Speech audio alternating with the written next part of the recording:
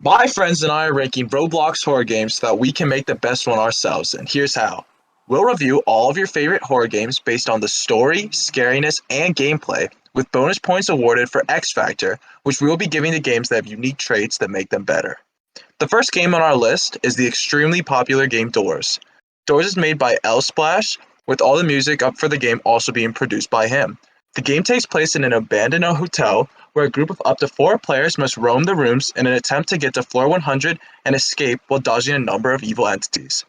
The game is suggested to be played blind and embraces the spirit of trial and error while learning the patterns of each foe. Without further ado, let's get into it. So for the point breakdowns for these categories, we're going to be rating it on a scale of 1 to 5.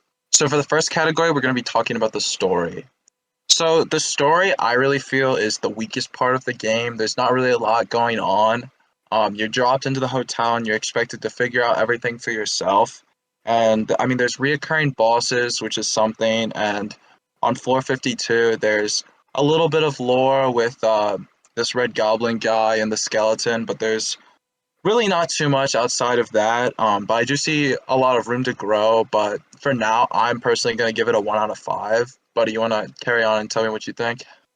Yeah, so I also am giving it a 1 out of 5. The beginning is not explained at all. The story holds it back so much.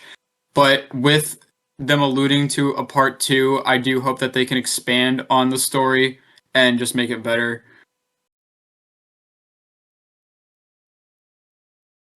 So scariness. The scariness in this game is great.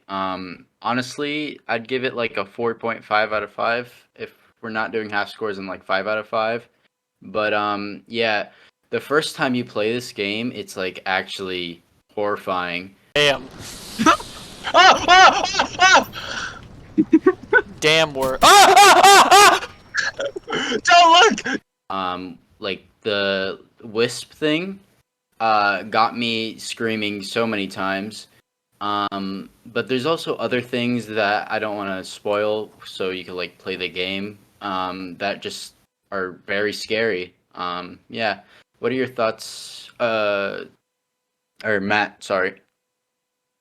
Yeah, so I would say that the scariness is pretty good. I would say the jump scares weren't exactly scary for me, but I feel like the suspense is really where this game shines.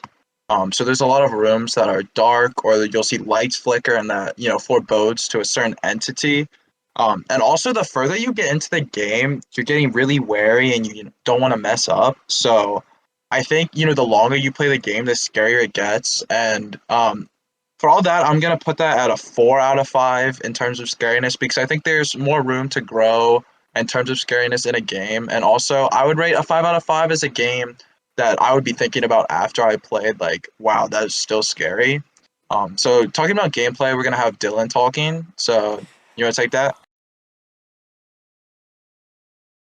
So the gameplay for this game, it's kind of crazy, alright? So you get in and it's like kind of typical Roblox horror. You got your loadings on the side. It's just like a hotel. But once you get into the game, you're in first person. The movement feels like really clean for Roblox, and also like once you get through the second boss, you have like an in-game shop that it's really nice. There's like a checkpoint with like items you can buy and stuff, and the quality of like everything just looks super solid. Buddy, you want to talk about this more? I'd give it a 5 out of 5. Yeah, I'm also giving it a 5 out of 5. It's definitely the greatest looking Roblox game I've ever played. It just feels nice to play, like moving around. It runs well compared like not even just compared to like Roblox games, but compared to games in general. You don't get that Lego feel. It's just a nice game to play. And then if Dylan, if you want to wrap up with the X Factor.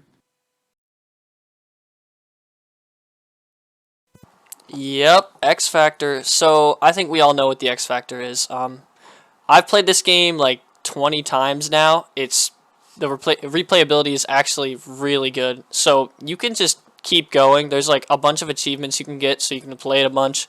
Um, so it having a bad story, it also kind of helps the replayability because like you're not there for the story and you're not slowed by like seeing the same things over and over. and it's actually just pretty fun to go through it.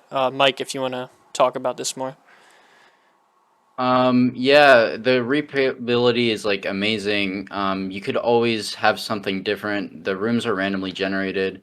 You could always have different items. You could start off with different items, like a flashlight, or you could have nothing and be in like a dark room, terrified, not knowing like if you'll make it to the next door or not.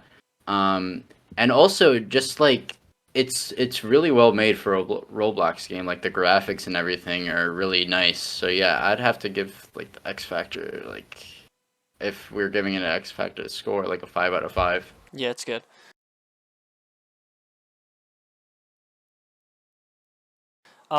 So, all right, everyone. If we want to quickly talk about the tier, I think it's super close, but for now, I'm gonna put it in A tier. What do you guys think? Do we have plus tiers or no? We got A and S and B and stuff. Okay. So I think now A, and then later we could change it. yeah, with updates, buddy. Yeah, I agree. I think it's A. Just like the story really limits it from being an S, but everything else is just so good with it that like you have to put it Yeah. in A. All right, Matt, you can say what you want, but yeah, it's gonna end up in A here. Yeah, I mean, I'm totally fine with that. I'd also put it in A. All right, that's it. Well, that's it, folks.